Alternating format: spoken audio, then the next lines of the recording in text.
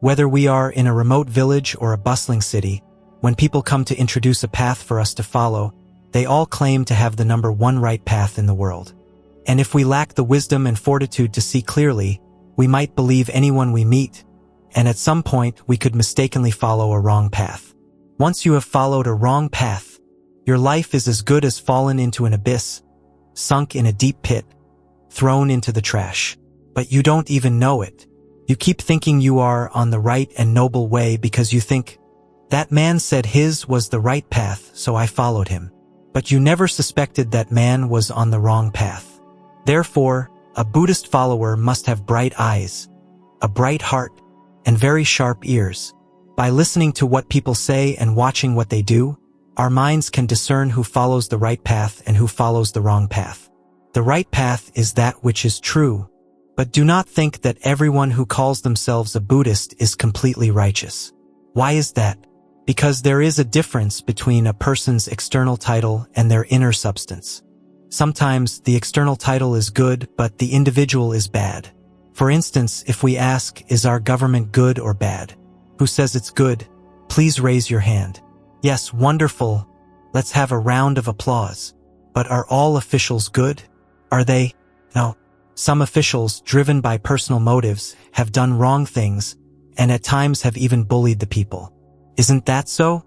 To uphold the moral traditions of our ancestors, to cultivate the ethics needed to live in peace and joy with society, then we know immediately that this person truly is on the right path. It means their actions are righteous, and their heart is pure. Their inner mind is right, so their guidance leads to righteous deeds. But as for those whose initial actions seem right, because the truth is, most things are difficult to understand. For example, when we were children, we would see rain falling from the clouds and ask our parents, Dad, Mom, where does the rain come from? Not knowing how to answer, they might say, the sky god is peeing, my child, and we can drink his water, and it makes the trees green and lush. That was a quick and simple answer. Or we might ask, why do the rivers and streams flow endlessly? They might say, the sky god is spitting, my child. We just blamed everything on the sky god. A little boy gets hit by a car and dies. We ask, why did he die? And the answer is, the sky god let the car hit him. We just blamed the sky god. This year, the coffee harvest is poor. We ask, why was last year's harvest good but this year's is bad? The answer, the sky god made it fail. We just blame the sky god for everything. Is that right? We blame the heavens for everything. And so the sky god, up in his realm, is wrongly accused and suffers. He cries out, "Oh heavens, why do you blame everything on me? I didn't make your coffee fail, yet you blame me. Your child was hit by a car, you blame me. There's a flood, you blame me. I am innocent. Oh, heavens above." He cries out, but no one listens because we blame him for everything. But why do we do that? Because it's an easy answer. We just say, it's because of the sky god. And the conversation is over. It's an easy answer. But whatever is easy to answer is usually wrong. It's not the truth. Where does rain come from? Today, science tells us it comes from clouds that condense in cold air. Why do rivers flow? Because rain soaks into the forests and ground, gathering in underground springs that form streams, which flow past our villages, allowing us to water our crops. And why did the little boy die in the accident? Because the driver was reckless, not because of the sky god. Why did the coffee crop fail? Because of bad weather or pests, not because of the sky god. We blame the heavens for everything because it's easy, but what is easy to say is often not the truth. Why? Because our Buddha taught that everything in this world happens due to cause and effect. Everything in the world is due to cause and effect. The cause is the seed. The effect is the fruit.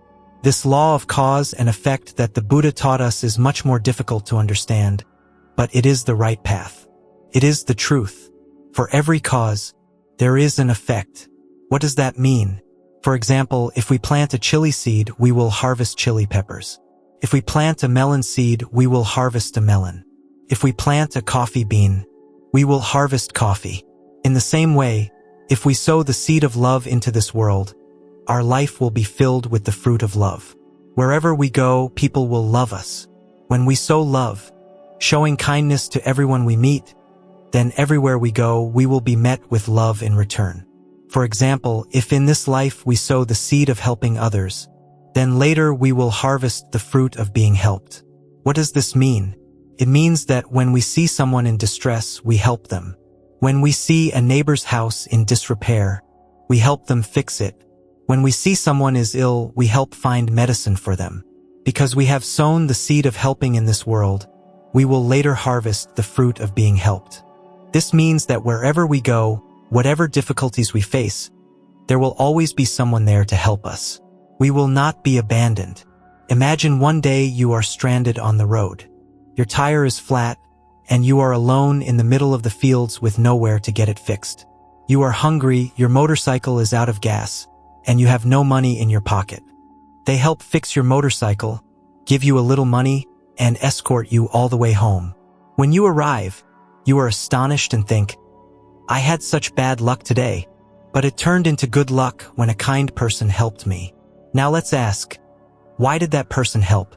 In that moment of crisis, why did someone appear? Was it the sky god? No. Was it the Buddha?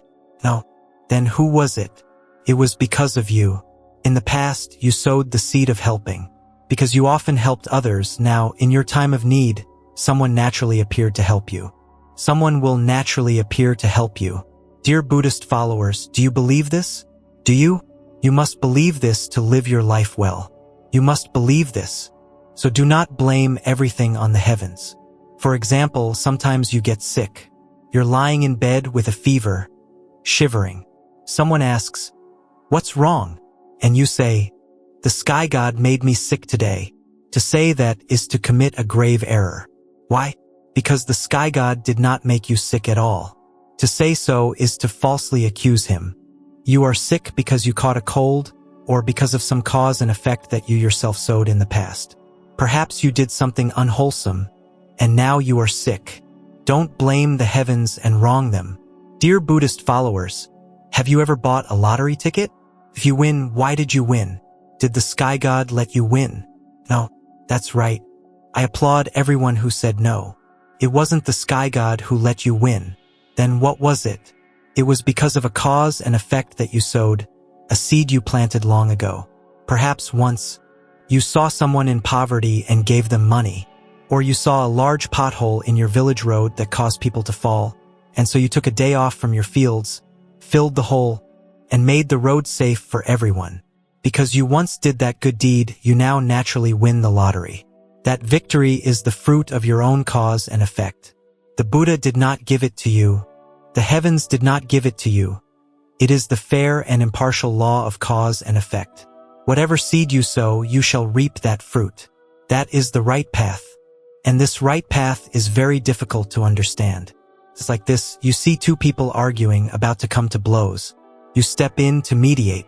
You say, we're from the same village. Please don't fight. It's just because you've been drinking and you're drunk. You try to calm them down, but they both turn on you and each one lands a punch on your face. You spit out a few teeth and think, I was trying to help. Why did they hit me? This too is not the sky god's doing. It is the result of a cause you have sown.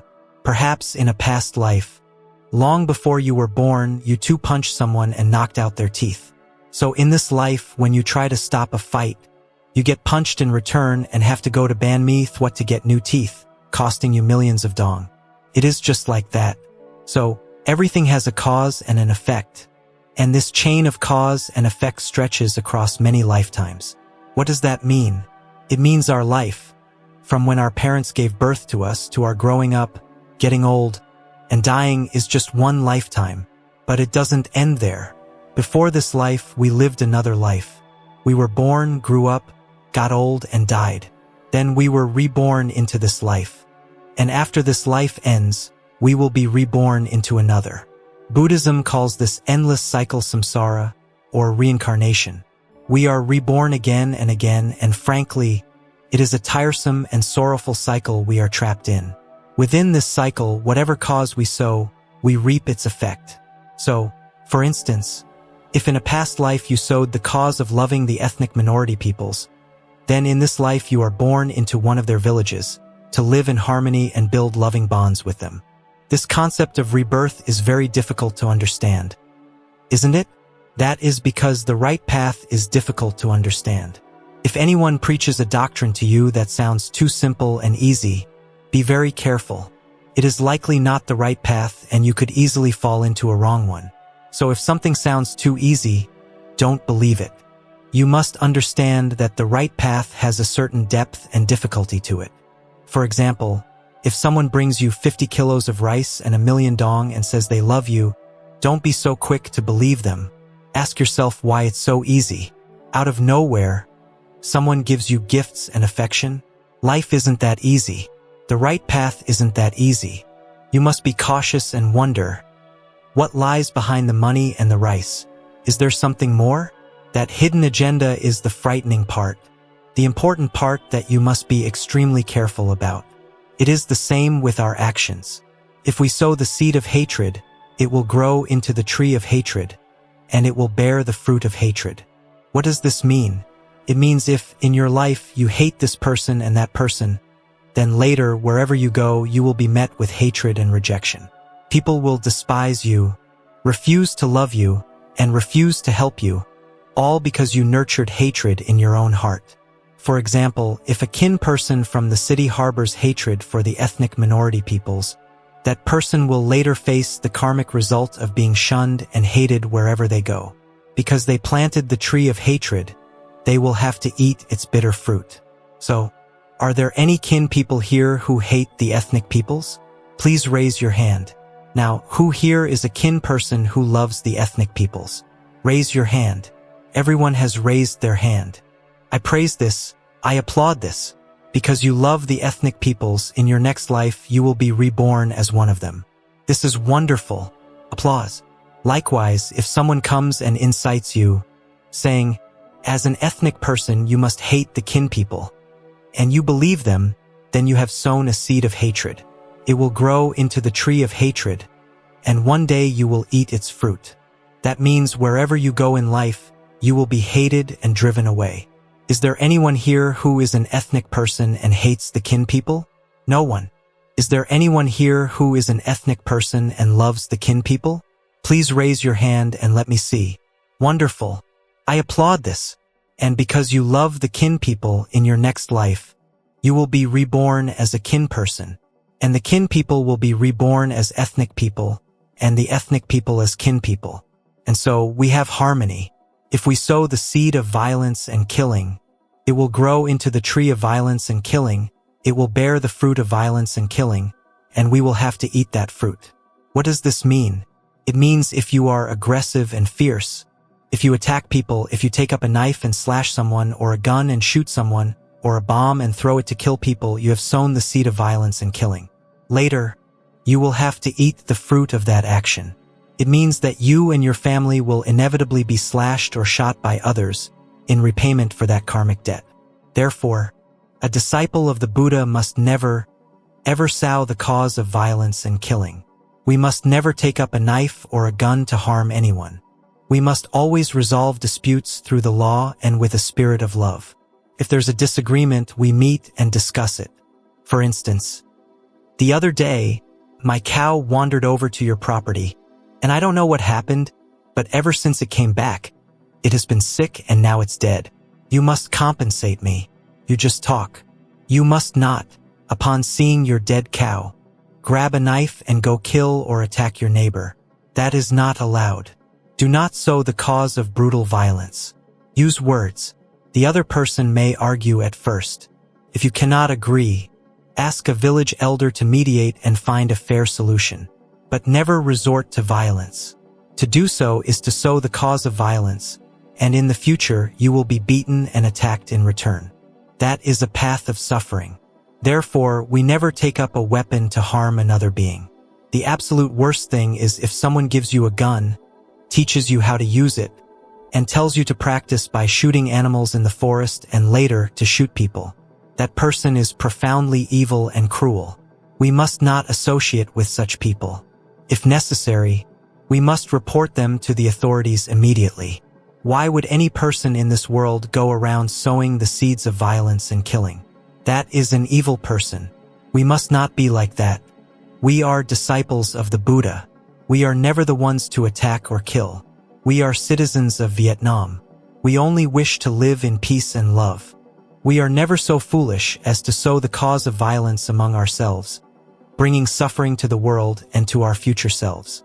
Likewise, if we sow the seed of solidarity, it will grow into the tree of solidarity, it will bear the fruit of solidarity, and we will enjoy that fruit for our entire lives.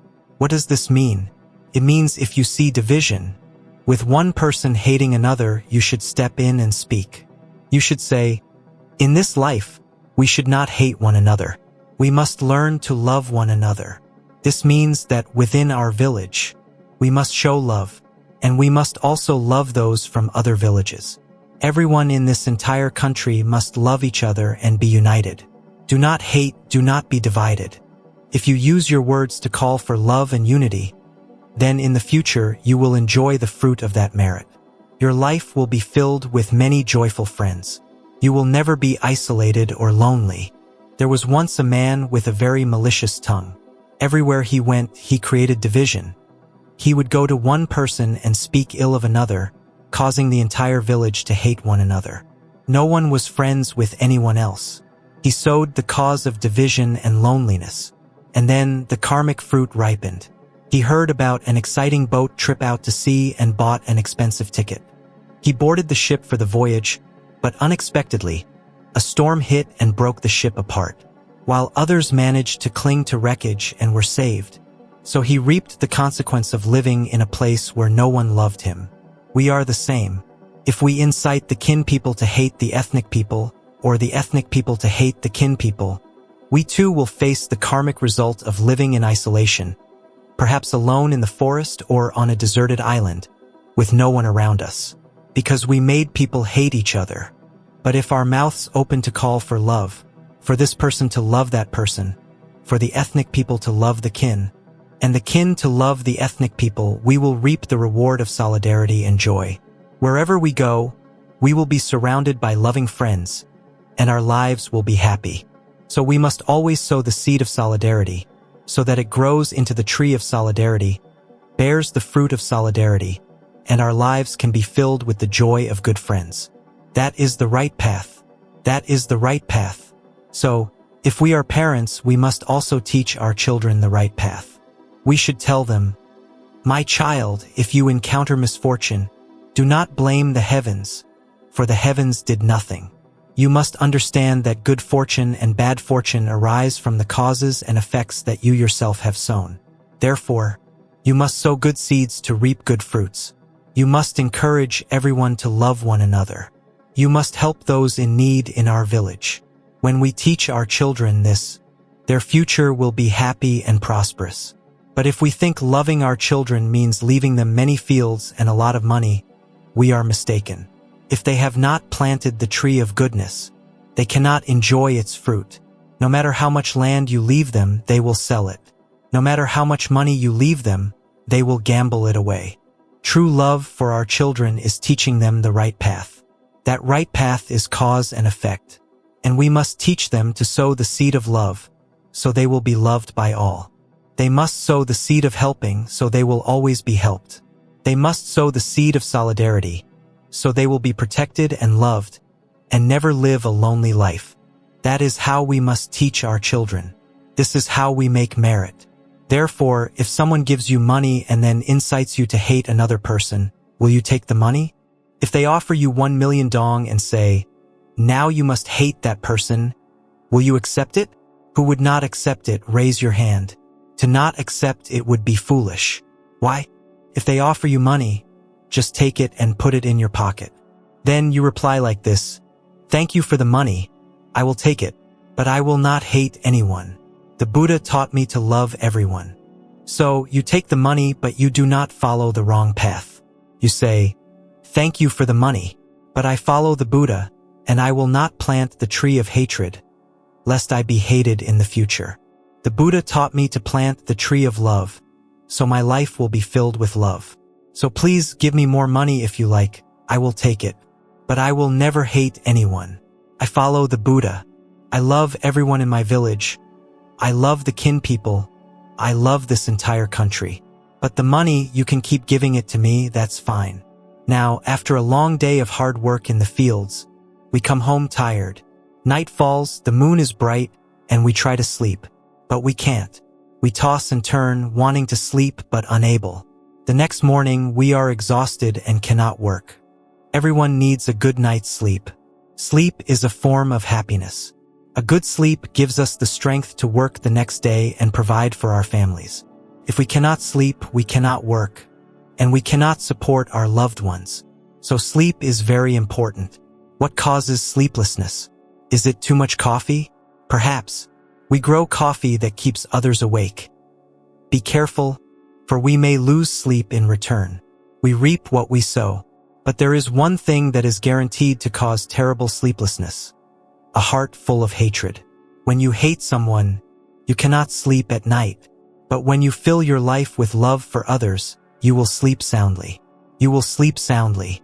So, if you are lying in bed at night, tossing and turning, remember the Buddha's teaching. You must love others. Lie there and repeat in your mind, I love everyone. I feel love for all people. I love everyone. Just repeat this thought, and soon you will drift into a deep and peaceful sleep. So remember this, especially the kin people. The kin are the majority group, often living in towns and being more well off. Therefore, the kin people must love the ethnic minority peoples. This is a command from your conscience, from the heart of the Buddha's teachings. And anyone who is my disciple, I teach them this. I require my kin disciples to love the ethnic peoples. You must love them, because this is morality. This is the right path. Why?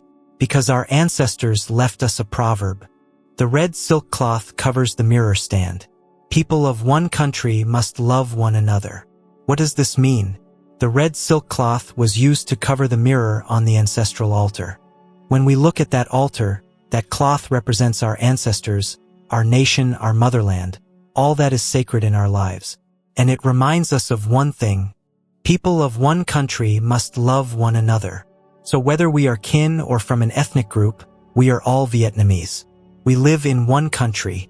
We must love one another. This is the morality passed down through thousands of years.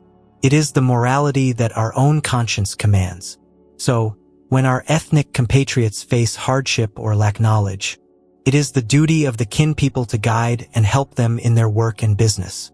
You must never cheat them by buying their goods for too little or selling your goods for too much. Remember this. When the ethnic peoples bring their produce to sell, you must pay them a high price. And when you sell things to them, you must sell them at a low price, a cheap price. Remember, the kin people must love and help the ethnic peoples. This is the morality of our hearts. We cannot do otherwise. People of one country must love one another. Earlier, we said that when a person dies, it is not the end. They may wait for many years before being reborn into a new life. Our grandparents who have passed away are not gone. They are surely still somewhere, perhaps wandering near our homes, waiting for their next rebirth. We cannot see them with our ordinary eyes. Only an enlightened saint can see where the deceased are reborn. But while they are waiting, they are still near us.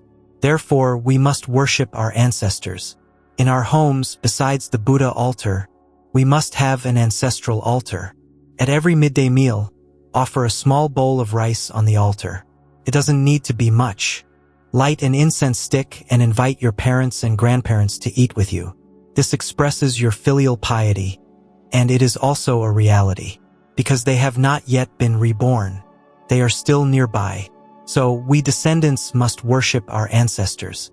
That is the right path. If you discard your ancestral altar, you are following a wrong path. Anyone who follows the right path must maintain an altar for their ancestors and their motherland in their home. Do you have an ancestral altar in your home? If not, you must set one up, so your departed parents and grandparents can feel the warmth and joy of knowing their children still love, remember, and respect them. Do you understand? Do not be unfilial.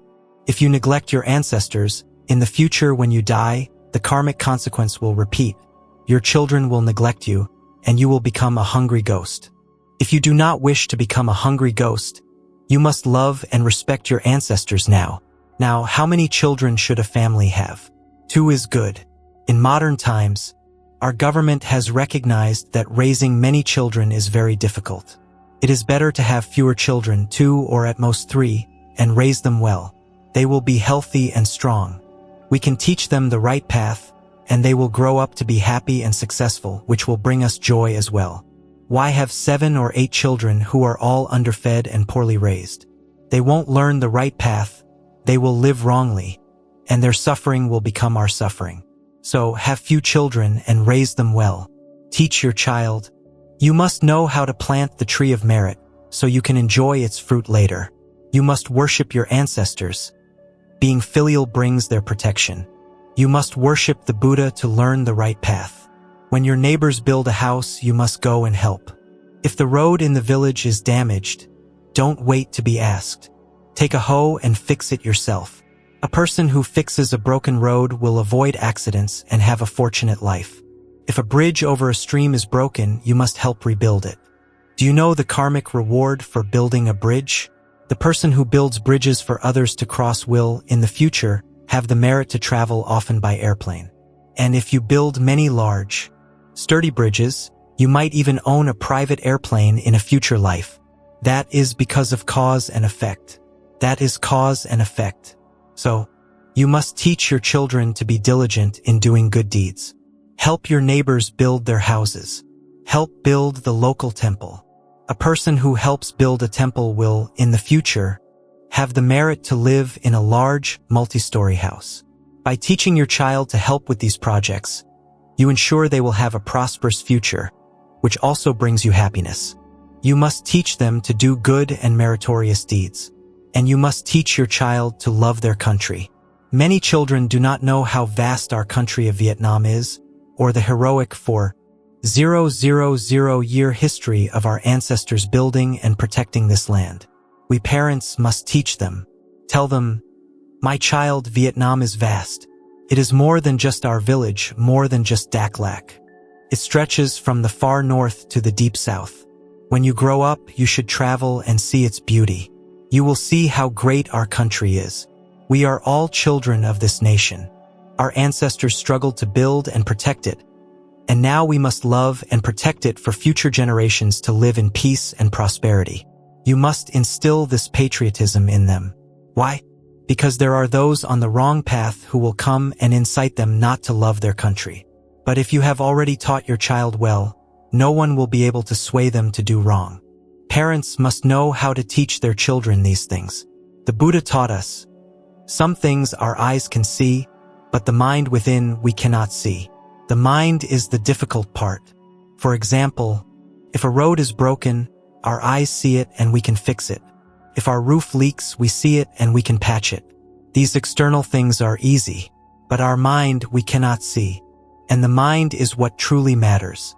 If our mind is evil, we will become an evil person, do evil things, and suffer painful karmic consequences. So, the Buddha taught us to look within our own mind and fix it. This is the most difficult practice. When the heavenly King Brahma requested the Buddha to teach, the Buddha said the right path was difficult to understand precisely because it deals with the mind, which is unseen.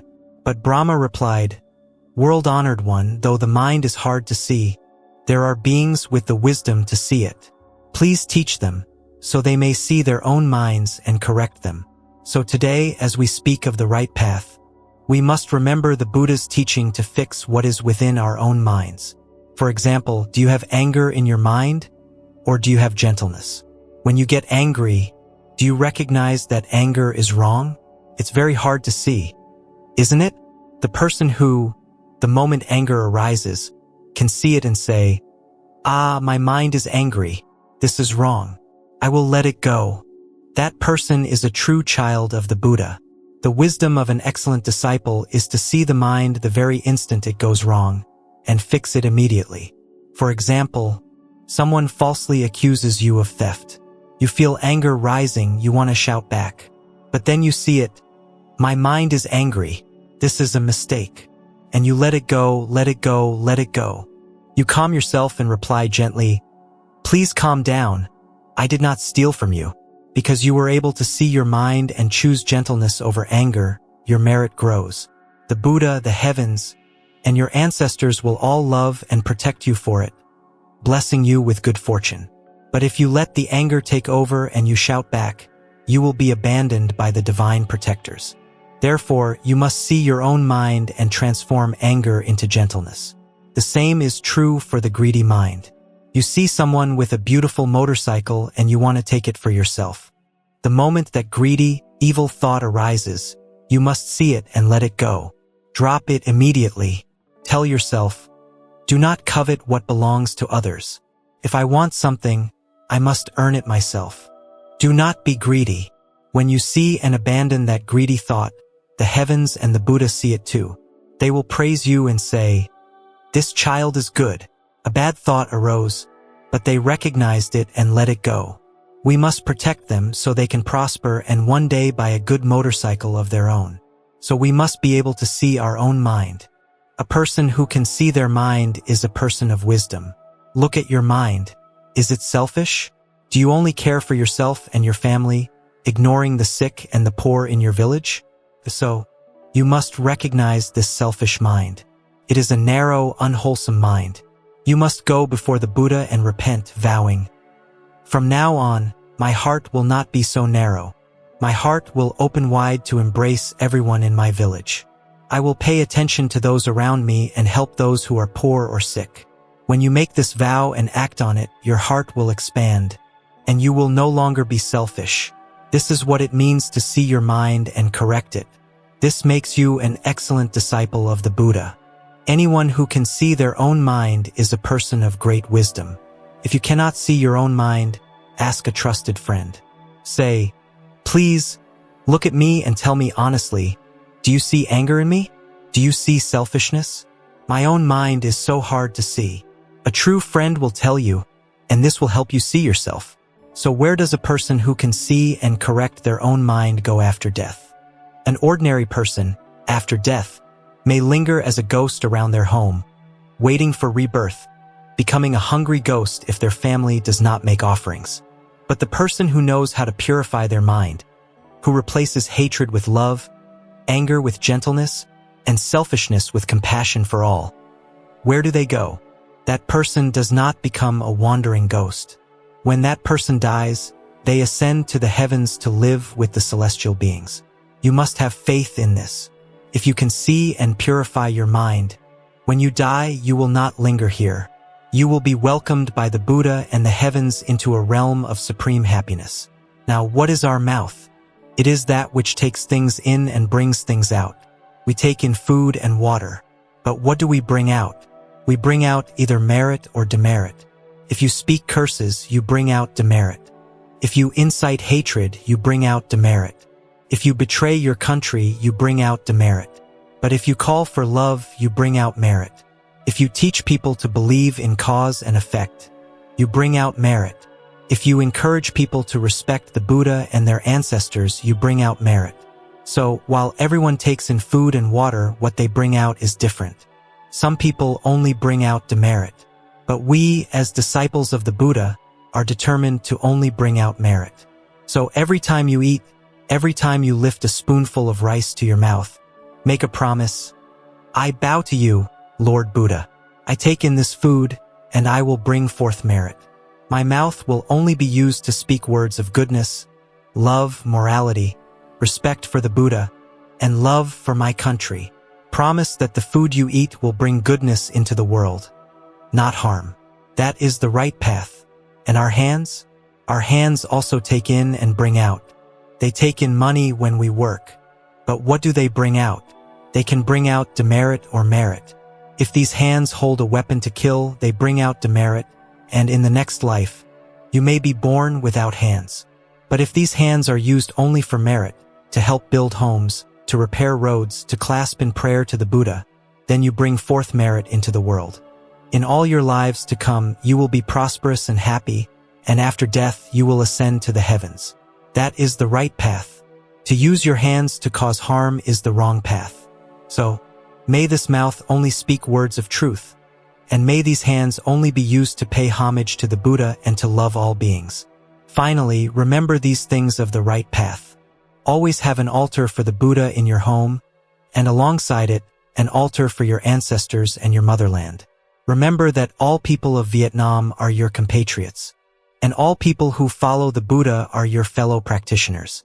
Sitting here today, we are surrounded by both our compatriots and our fellow practitioners. This in itself is a source of happiness, a reason to love and help one another throughout our lives. That is the right path. A person who loves their compatriots and their fellow practitioners is a person following the right path. When they die, they will be reborn into a prosperous family or ascend to the heavens. A person who has no love for others, who harbors hatred, will only find suffering, both in this life and the next. Today, we have spoken about the right path and the wrong path so that you may understand that the path you are on is determined by your own mind. If your mind is free from hatred, free from anger, free from selfishness, that is the right path. Even if someone helps you and speaks of love, but you see hatred in their heart, you know they are on the wrong path. In our lives, let us resolve to follow only the right path. Never follow the wrong path, for the wrong path leads only to a place of suffering.